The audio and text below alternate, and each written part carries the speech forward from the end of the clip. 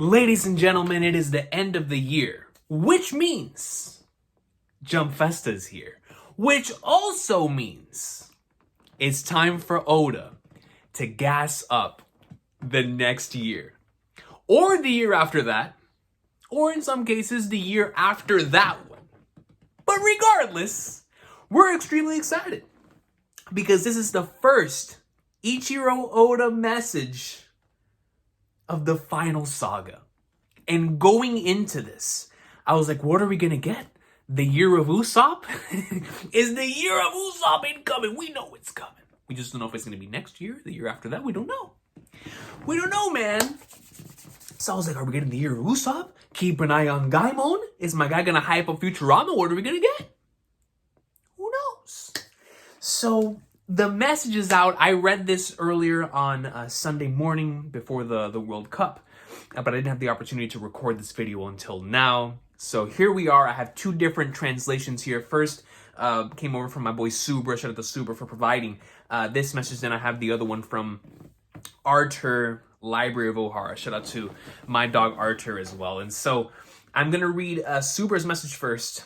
The one that was translated here, and then I'm gonna read Arthur's message as well, just to get the full scope right of everything. So, starting off with Subra's version of Jump Festa message here is: "Hello, everyone who attended Jump Festa and everyone watching the show at home. This is Ichiro Oda, the world's greatest diva, or something like that. He thinks he's Uta now.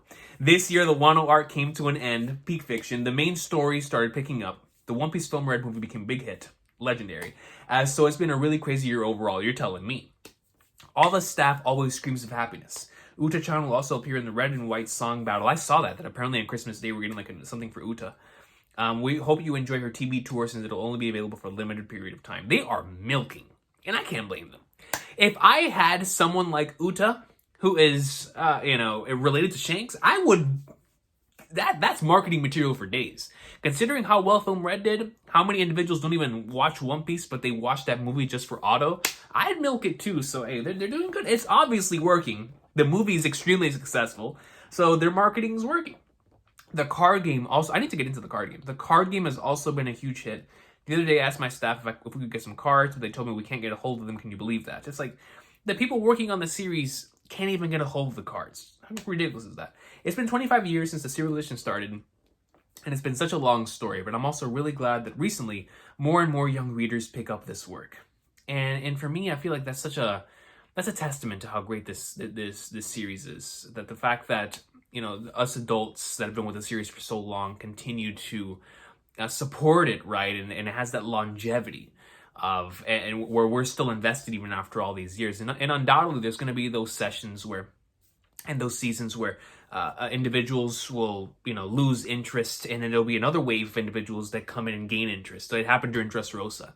Like, I remember during Dressrosa and during Wano, like during the longer arcs, you have a lot of fans who say, this isn't for me anymore. They transition out, and a lot of newer fans who come in during that boom period and like, yo, this is for me. I'm really enjoying this. And so the same thing happened with Wano, where a lot of the older fan base said that this is no longer my type of thing, right? And they transitioned out. Meanwhile, a lot of new fans came in during Wano, and it also brought back a lot of fans. So it's the combination of different things. But for young readers in particular, like individuals who are just starting their manga journey to be picking up One Piece, right? As we saw this year, a lot of it was like whenever Strong World came out, where a lot of like volumes 1 and 9 and, the Alabastas and the Annie's Lobbies, it's like the first part of the series, all those volumes were sold out because people were catching up to the series. Just like back in Marineford, and it was crazy. It's crazy that so many young readers were getting into the series. So that's what Oda's talking about here, and that's super cool.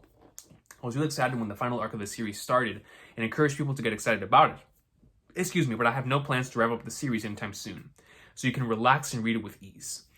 Trust me, Oda, we all knew this was coming. Whenever he said there's only 3 years left, we were like, that's cap. Bro, you could wear that cap was the size of this house. It might even be the size of the planet, of how big that cap was. Are you kidding me, bro? Oda finishing something in the time that he originally estimated? My man has never accurately estimated time, period, let alone when the series is going to end, right? So when he said this, I'm like, yeah, I had no plans to wrap up the series anytime soon. It's like, we all knew that, bro. We all knew that, like, you were capping, right? But obviously, in his mind, what he's talking about is he's not going to rush it to the end. He's going to continue with the pace in which he's going. And so far, if we get any more of what we're currently getting on Egghead Island, Final Saga is already looking like the greatest of all time, right? I mean, come on, dude. We're 9 chapters in at this point. The 10th one's about to come out later this week. And it's already peak. It's already peak. So, next year, the video game we have been working on for 6 years, you know.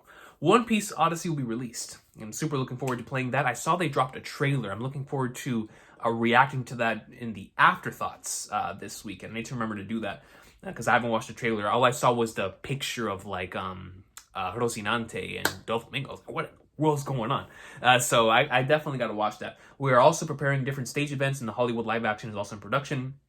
We're currently going through the rough drafts for season 1. Very much looking forward to that as well. There's been a lot of work behind the scenes, but I was most worried I was the most worried one during the process, and I can imagine for Oda. He's looking at this, he's looking at the other live action adaptations, right? He's talked about this before. He wouldn't do a live action adaptation of One Piece unless he knew it was in good hands. And so he must have been the most nervous individual throughout the entire process of like, man, we got to make this work. Because he knows how, not only how much a TV anime adaptation can do for a series. You know, just look at what it did for One Piece. Look at what it did for like something like Kimetsu no Yaiba. The power that a good anime has to propel the series to stardom. A live action series goes to true mainstream markets. That would give you like a Witcher, a Game of Thrones level. Oh, this is a hit. You know what I mean? And so if that is the case, he wants this to come out as well as it possibly could be, right? Because he understands just how important a live action adaptation could do for the overall standing of the series worldwide for individuals who normally wouldn't check out One Piece because they're not really into cartoons or animation or comics and stuff of that nature, right? So this is going to be their one opportunity to see this, their first impression of One Piece. So it's got to be very, very important. But it's really great. And see, that makes me happy whenever he says that, like, yo, it's coming out really well. And next year in the original manga series, a clash between that person and that person, how spooky, will take place. That's where the story is heading. Y'all thought I was capping during my opening, remember the opening video? Y'all thought I was capping? Yo, I was on to something. That's all I know. If I had to name it some way, it would be like a great battle royale. I hope no one dies. Please look forward to One Piece next year, dude. I was already looking forward to it. Now I'm even more excited for it. So, thank you for Subra I still don't know who translated that particular message. But thank you, Subra, for sending me that. I truly appreciate you. And now we go over to Arthur's message, where he states, to everyone attending Jump Festa as well as everyone else tuning in, hello, this is the world-famous idol Ichiro Uta. Kidding. Now then, this year, the Wano Country saga finally ended, and while the manga's been plenty busy, Film Red also became a massive box office hit. So it's been one mind-blowing year. All One Piece staff members were cheering of joy, and I can guarantee you the fans as well, especially over here on this side of the fandom, because I can tell you, my tard levels this year were unforeseen. Uta-chan's upcoming Red and White TV tour will be airing for the following days only as well, so I hope you can enjoy it. Also, the trading card game actually turned out to be pretty fun. Right before this, I asked my editors, give me the rare cards. Well, they told me that's a desire not even the likes of us can be granted access to. It's like, for the Flying Flag Nards, this long story has already been going on for over 25 years. And recently I've noticed that more and more younger readers are getting into it, which makes me happy. I know I've been saying Final Saga this and Final Saga that, but it's not going to end as quickly as I'm making it sound, and that makes me so happy. So I'd recommend not stressing over it and just reading comfortably. It's like, yo, I'm already reading comfortably. I'm reading peak every week, son. Next year, the game that's been 6 years in development, One Piece Odyssey, will finally release, and the One Piece Hollywood live action is making progress. For now, we have the base footage of Season 1. So much went on behind the scenes, but if I'm being honest, the most worried person in the world that this will turn out good is me. But it actually looks amazing, and that makes me super happy when I hear Oda with that much enthusiasm. And finally, for the future of the One Piece manga, no way! That person and that person are going to be fighting? That's the type of story you can expect. If I were to give it a title, I'd give it a free-for-all battle royale. I hope no one dies. Please look forward to the One Piece series this following year, like always. So, let's talk about it. Both messages very, very, very similar. Let's talk about this man and that man in this free-for-all battle royale. we all expect Elbaf to be the next arc. At this point, especially within our live streams, we've come to the conclusion that Egghead Island is not going to be going on for much longer. In regards to, it's not gonna be one of those long. It's not gonna be like a Skype of 60 chapters or an Alabasta of 60 chapters, right? We're expecting it to be more along the line of, it might have like 1-2 volumes left worth of content, right? So it'll be around 20 to 30 chapters in length, right? So with that being said, it's going to serve as the setup, the Jaya, to Elbaf's potential Skypia. So here's the thing that scares me. Is this battle, this fight, this between this person and that person, is this going to be the transition between Egghead and Elbaf, or are we going to see this person and that person fighting on Elbaf? And does this person and that person fighting lead us into the rest of this arc? Because Law versus Blackbeard looked like it was already serving the purpose, right, of being an Ace versus Blackbeard type of battle that was forever going to change everything. I mean, just with those 2 chapters, we were to find out so much. Pudding's in their capture, as we've seen in the cover story. Kuzan officially being the 10th lieutenant captain. And then you look over and seeing that, okay, so do they have Kobe on the Island Full of Lead as well?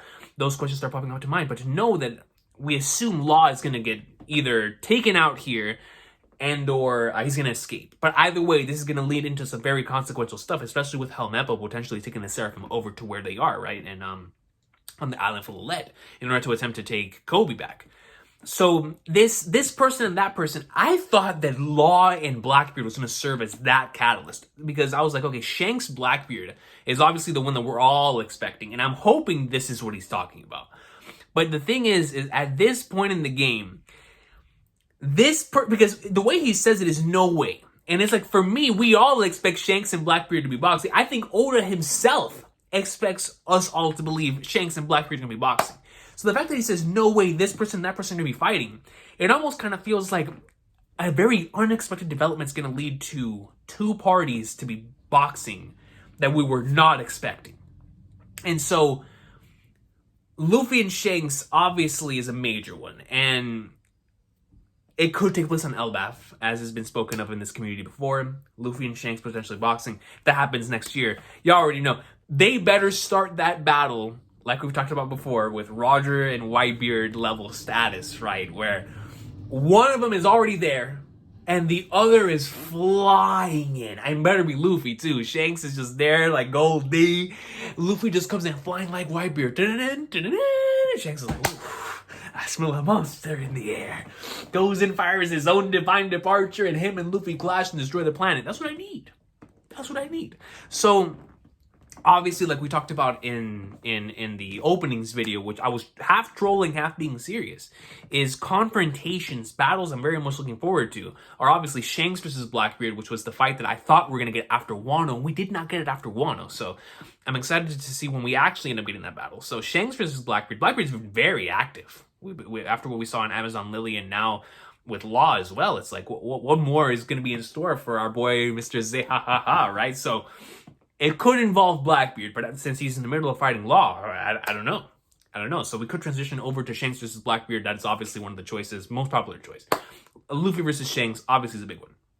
Dragon Instant Messenger Sama has been on my mind for so many years. Ever since Imu Sama's introduction, I need that confrontation could potentially kickstart the finale of the series, right? In multiple different ways. I've always thought it was going to be more of a competition than a fight, right? Like, I don't expect them to fight.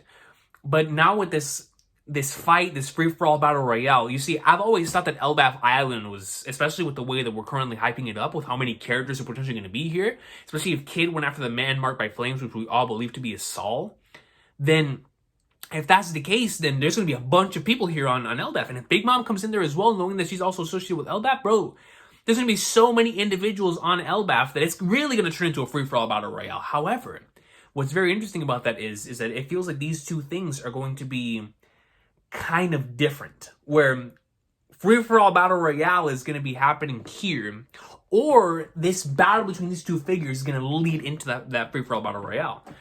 So it's like, who could it be, right? Obviously, Sabo potentially getting back up And boxing one of the head individuals in the Marines would be huge. It would be catastrophic for both parties, right? And in terms of consequential stuff, because if Saba were to defeat someone that's very high up and were to get out of that, then that would really turn everything into the Revolutionary Army's favor. Of Saba going up in like somewhere against someone. I don't care if it's an admiral or whoever it is, goes up in like somewhere and takes this person out or whatever.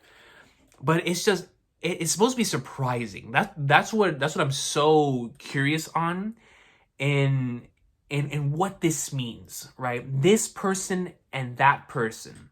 It's like no way that these two would ever box.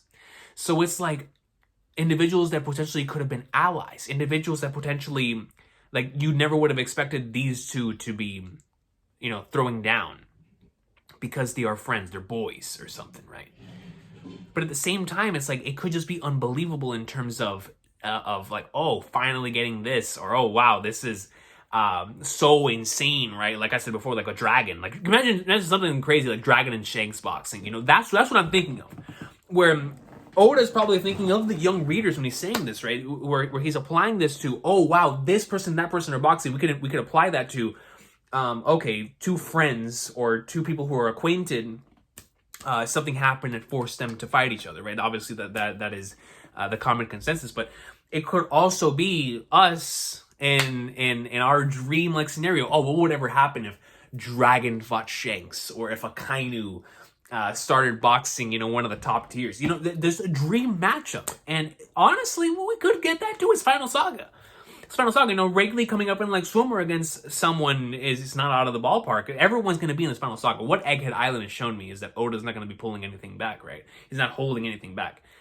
And so this is the year where crazy stuff's going to pop off to the point to where he's even titling it a free-for-all battle royale. Something mad.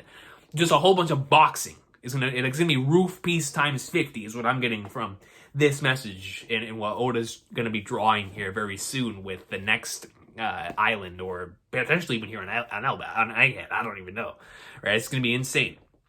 But the battle between this person and that person is so interesting, and the whole free for all battle royale kind of implies that it could be Luffy and Shanks, because what Oda's trying to say potentially with this message is, oh, this person and this person are fighting, even though they're sort of like acquainted. But that's how you know this is truly a free-for-all, right? So, obviously, Luffy and Shanks, we all believe that they're on the same side of things, right?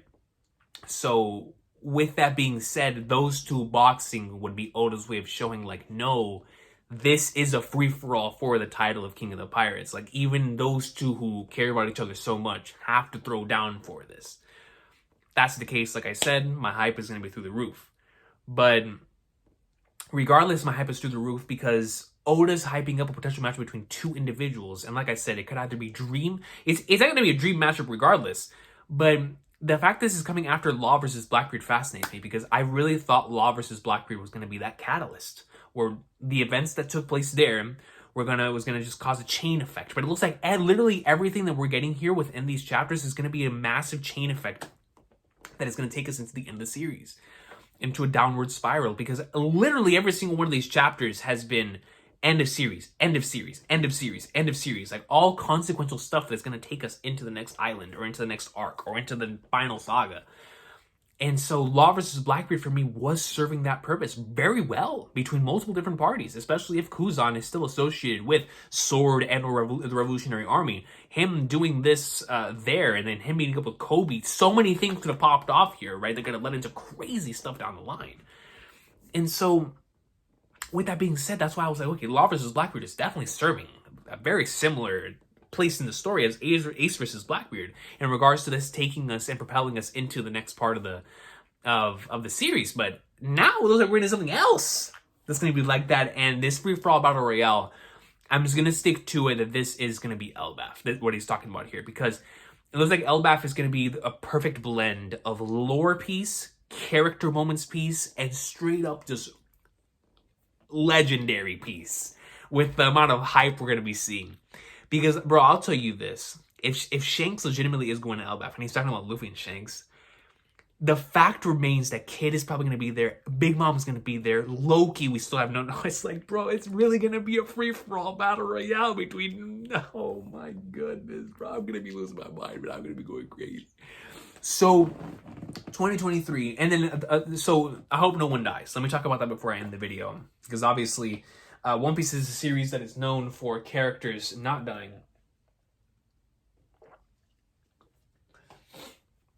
Where, you know, you never know if a character is going to die here. Like, we need a body, right, in order to confirm. Because obviously we don't think, at least I don't, not anymore, that a character dies, right, unless I see him on screen. So, my whole thing is this.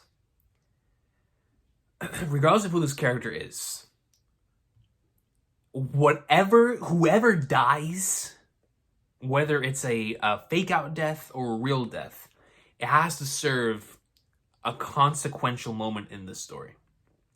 So, it's going to be massive. What I think he's talking about when he means I hope no one dies is going to be so many people boxing that it's going to legitimately like go, oh my god, Dragon versus Akainu. Bro, Dragon versus Akainu is perfect.